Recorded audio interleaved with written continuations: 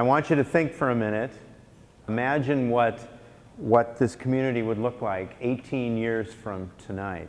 If today we made a collective commitment to work together to ensure that every new child born in Sheboygan County would be born learning, and that we would understand what born learning means. And visualize a community where every new mom and dad, every parent understands that they are to be their child's first teacher. That right out of the womb, that the parents begin to be the first teacher. And that process and that responsibility continues from the moment of birth all the way up until 4th grade, and certainly beyond that, but certainly they're the teachers, they're the main responsible person for teaching their child and growing that brain for the first 4 years of their life. I want to tell a little story about my own daughter.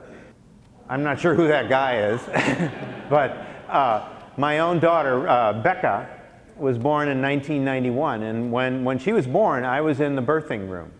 And within about 7 or 8 minutes of her being born, the nurse appeared and handed Becca to me. She was wrapped in a little blanket, and she was about the size of a loaf of bread. And I held her in my hands, and I looked down at her, and she looked up at me, and I could think of really nothing else to do except to stick out my tongue. So I stuck my tongue out at her. And within about 5 seconds, she looked up at me and stuck out her tongue. And she's continued to do that to this day, but she really, it clicked in my head, wow, this is really interesting. She's mimicking me within 10 minutes of being born. So that story continued, and about 3 days later, when my wife came home from the hospital with Becca, and I came home from work one night, she handed me this book, Goodnight Moon, and said, would you read this book to Becca? And read the book to Becca, and she will, she'll respond to you. And I said, really? How is she going to understand what I'm talking about? I remembered the tongue incident, so I thought, okay, I'll sit down and read her. So I read her the book, and we went through this routine every night for probably the next week or so. And I think it was probably less than a week, and probably 5th or 6th session of reading the book, I said to her, show me where the cat is. And she pointed to the cat. And I said, well, where's the bunny? Right over here. And I said, where's the moon? And she pointed to the moon. So again, this reinforced this idea that I was teaching her just by sitting there talking to her, pointing at pictures, pointing at colors, and she was starting to pick this all up within a week of being born. There are significant benefits to all of us, even beyond the newborn parent and the newborn child.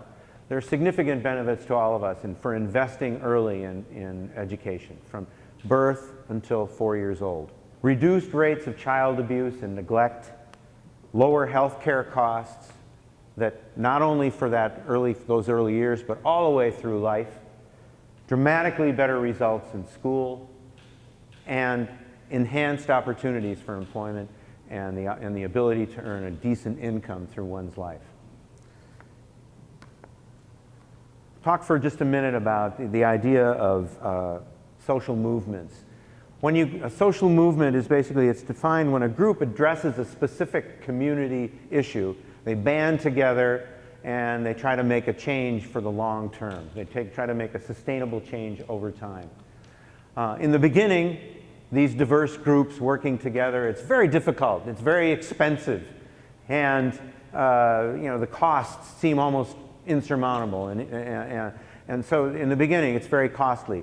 It's very difficult in the beginning to get people to work together, especially when they've been doing something over here for themselves in their own little silo, but now they got to work with somebody else. It's difficult, and the challenges are difficult. But in the long term, as people work together and continue to work collectively together to make something happen, things happen. And all of a sudden things come together over a period of time, and there begins to be this idea of creating a new social norm.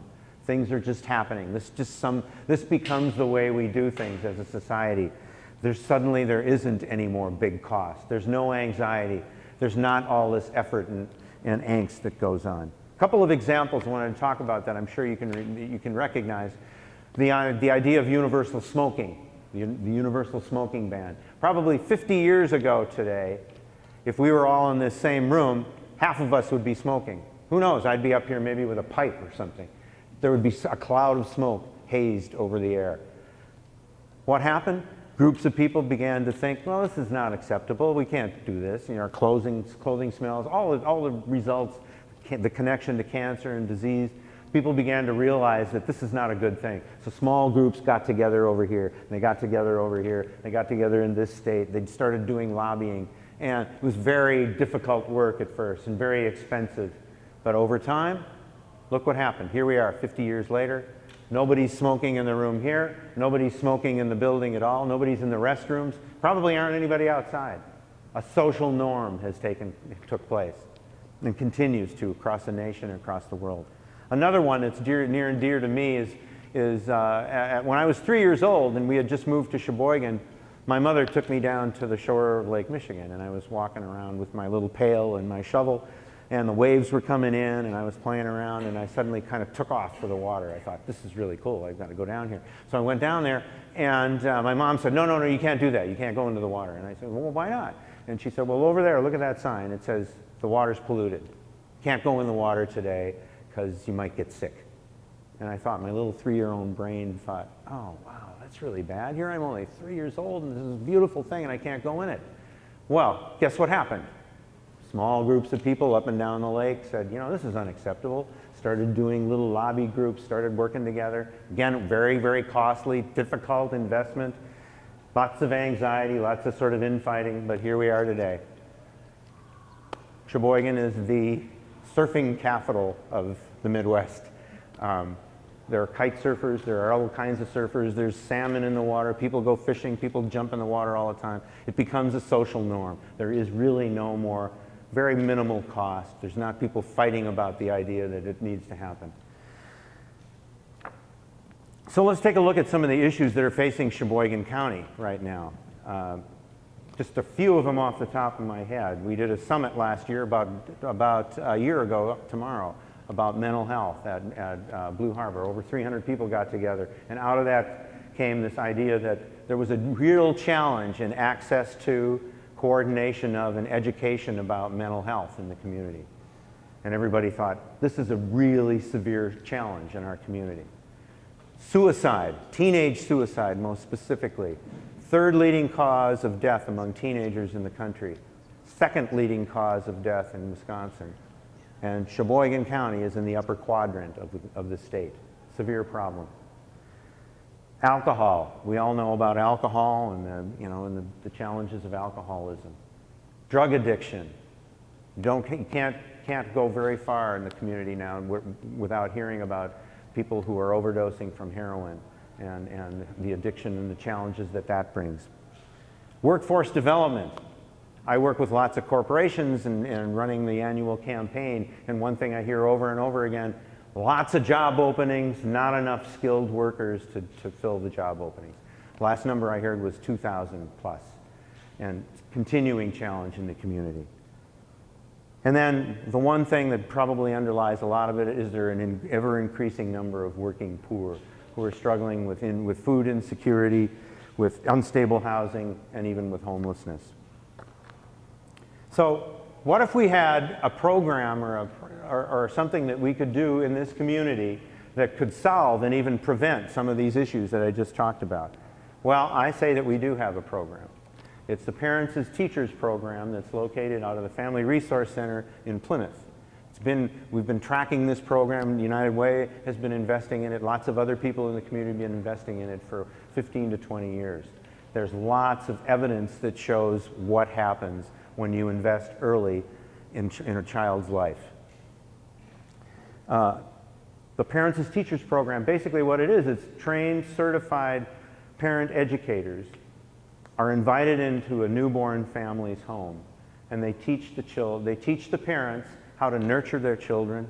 They teach them how to sing to their children, how to cuddle their children, how to read to them, how to educate them, and how to help grow their brain in those early years. They detect developmental delays. I remember when a parent-teacher came to my house, living in Seattle many years ago, my first daughter, Emily, we adopted her, and she was very tiny. She was a year and a half old, and she was still kind of like a loaf of bread. And the person came in and said, you know, she's awfully small. You know, you maybe ought to go and check that out. So we had the means, and we went to the doctor, and we looked at her, and she had a growth hormone deficiency. So we ended up giving her shots of growth hormone for the next 14 years so that she could grow and be normal. But basically, there are other things that they look for, these home visitors. They come in and they see if there's a child has a tendency toward autism, or if there's something like that going on, or they can't see properly, or maybe they aren't getting the right nourishment, or maybe they're not getting the right health care. So they're working with the parents, and they're saying, you know, did you think about this? They're also developing social skills so that those kids can get ready for school. It's not enough to just kind of have them in front of a TV for 4 years and then drop them off at the daycare or drop them off at the kindergarten and expect that they're going to be anywhere. And the brain, talk about the brain growth and the brain development in those first 3-4 years of life. You don't get that back again. So, wanted to take a look at, there's something I want to tell you about. There's a phenomenon called the 30 million word gap. And there was a study done in the 90s, and it basically was a very, very intense study that took place over 2.5 years, where an hour a month, the people who were doing this study went into the homes of 42 different families. Hour a month, 42 different families. They went in there and they recorded the number of words that the parents spoke to the child. And these were 1- and 2-year-old kids. And they actually counted the number of words that these parents imparted to their kids. And they took welfare families, or a group of welfare families. There were another group of kind of working class families, and then another group of professional families, parents. And they took a look, and the numbers they came up were startling. The parents of the welfare kids, on average, imparted 600 words an hour. The working class, it was 1,200 words an hour. The professional, 2,200 words an hour. So they prorated that out. They added that all up over a 4-year period, and they found at the end of the 4-year period, just when the kid is getting ready to go into pre-K and kindergarten, they found out that the kids who were from high-risk families, in poverty, on welfare, had heard 13 million words. The working class, 26 million words. And the number from the professional families, 45 million words. So the difference between the professional families, well-nurtured, understood the value of teaching their kid, versus 45 million versus 13 million for the kids for the families that were under stress and under trauma. 32 million words difference. So take a look at this. This is kind of an alarming picture. This is only up to these are 3-year-old children, basically, and these are pictures of the brain. You can do brain imaging now, and you can take pictures of the growth of a child's brain. On the left hand, here's a normal child, somebody from the working class or the professional family that we talked about. This is the size of the brain. Extreme neglect, welfare family, families suffering from lots of trauma. It's about half the size.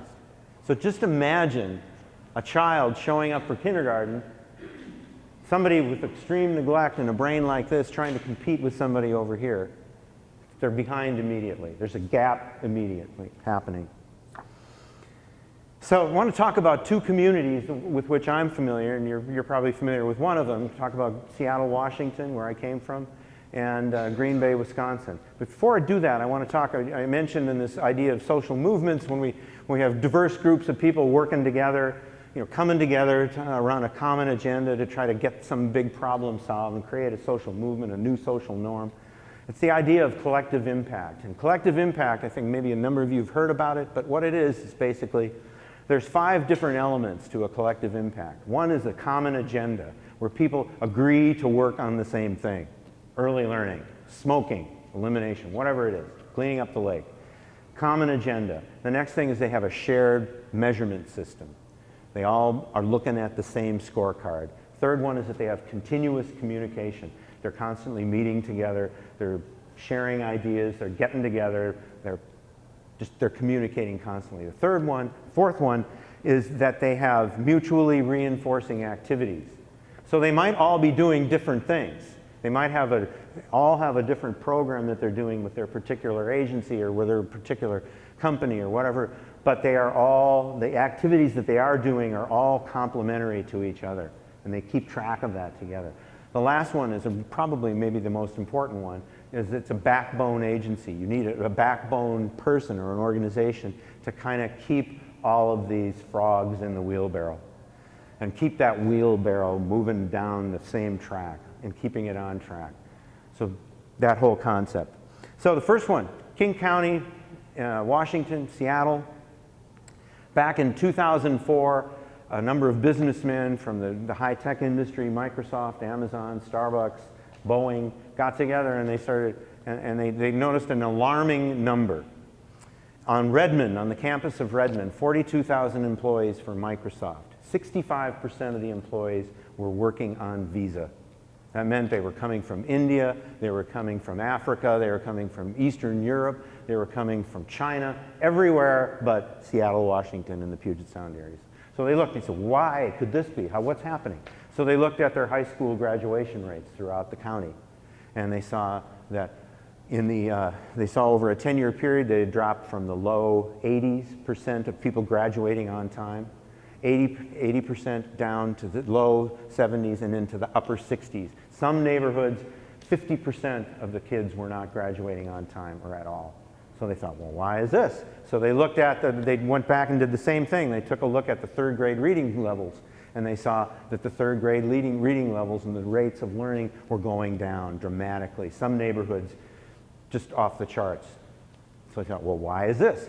So they looked at different kindergarten areas and where they were doing screening, and they saw that, wow, that school readiness rates were dropping dramatically.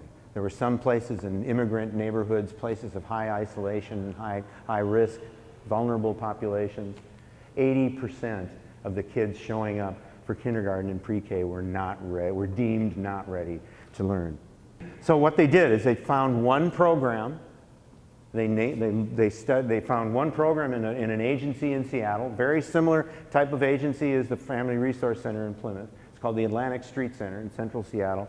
They were working on a program, a home visitation program. They were dabbling in it. They were, had some investment. It was one of a number of things they were doing. They said, well, okay, let's take this program and let's see if we can expand it. And let's target 160 families over the next 4 years. Let's study what happens with these families. They went through that and they studied it as only software engineers can do. Studied it up and down, crossways, sideways, and they said, we found this one. This is really a good program. So flash forward to 2015. They now have 9 different agencies participating in 24 different locations around Seattle and around the whole county. And they have 1,600 families a year that are being introduced to this program. Last year, they had passed a school levy where the city of Seattle started putting money into the program. United Way still is the backbone organization there and still manages those frogs, but is basically gradually turning it over to the community. The school readiness rates where they've been able to measure them and reading scores are going up dramatically. So next one, Brown County, Green Bay.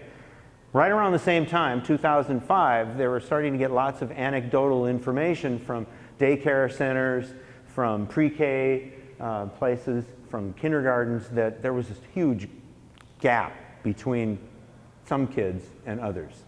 And some kids were just showing up raring to go, knew everything, knew their colors, knew all this stuff, could sit still in class. Others were just nowhere near ready.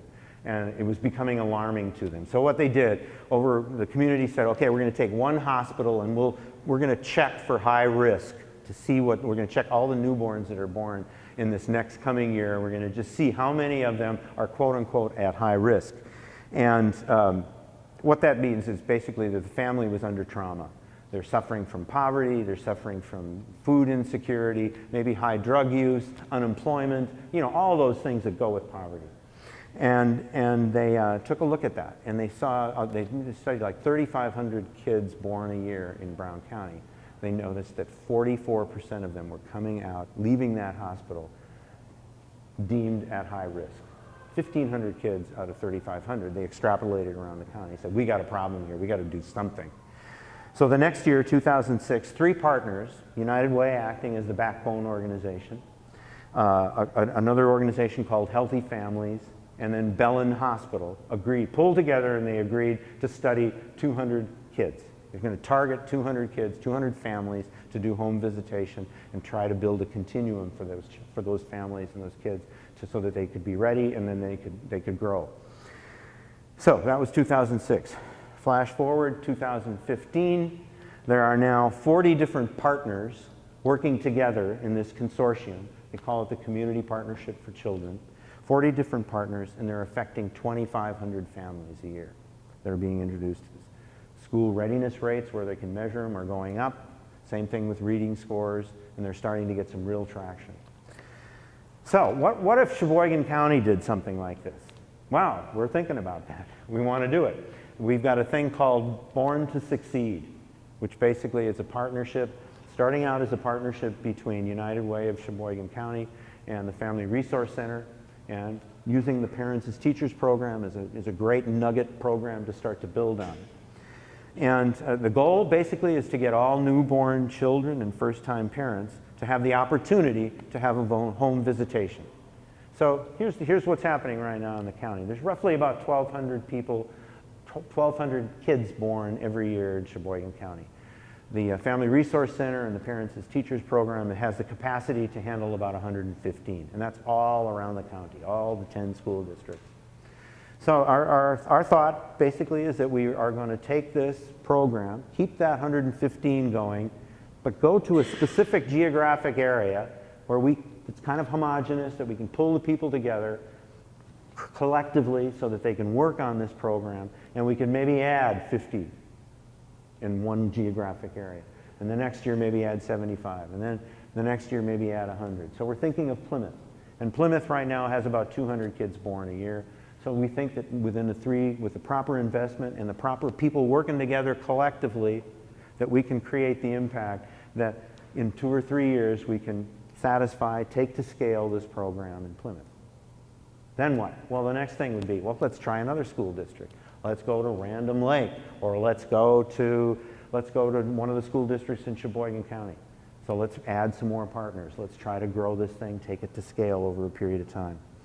The reason we're looking at Plymouth is that Plymouth is a very homogeneous organization. The Family Resource Center is in Plymouth in the Generations building, which makes it good. So a lot of people in the Plymouth area know about it. The companies in Plymouth, the school district in Plymouth, the healthcare folks in Plymouth all know about it, the churches, that kind of thing. So we think it's a good place to start. So again, like a small business, you start small, you tweak it, you see what color and sizes are going to work, and then you expand it, and you do that. First stage is that United Way is committing to be the backbone organization for pulling this herd of cats, this group of frogs together in the wheelbarrow, trying to get us all to work together. United Way is committed to seeding some funding, to pulling some funding, a small amount of funding from our annual campaign to kind of get this project going. And then hopefully we can match some funds from major donors and companies as well. Second stage, hopefully, would be a number of things. Maybe we get some public funding from local or state or federal group. There's a lot of interest in Madison about early learning. There's a group of people up in Manitowoc that have formed a kind of a consortium, a coalition. Band together with them, band together with Fond du Lac, emulate what's going on in Brown County and where they've had success for 10 years. And get some regional and maybe national foundation support. So, the final thing basically is, imagine it's 18 years from now, and every newborn kid has the opportunity to have their parents understand the value of education from birth to 4. That it's the responsibility of the new parent, the mom and the dad, is to nurture their child, is to read to them, to sing to them, to cuddle them, to just educate them. And that responsibility begins at work, and it continues for the next 4 years at the very least, so that those kids are ready to learn when they get to school. And finally, take a look at this and remember that picture of the 2 brains. We know that the neglected, underdeveloped brain and that this 30 million word gap can close, and the underdeveloped brain doesn't have to happen. We can prevent that if we work together collectively and make this change. Thank you.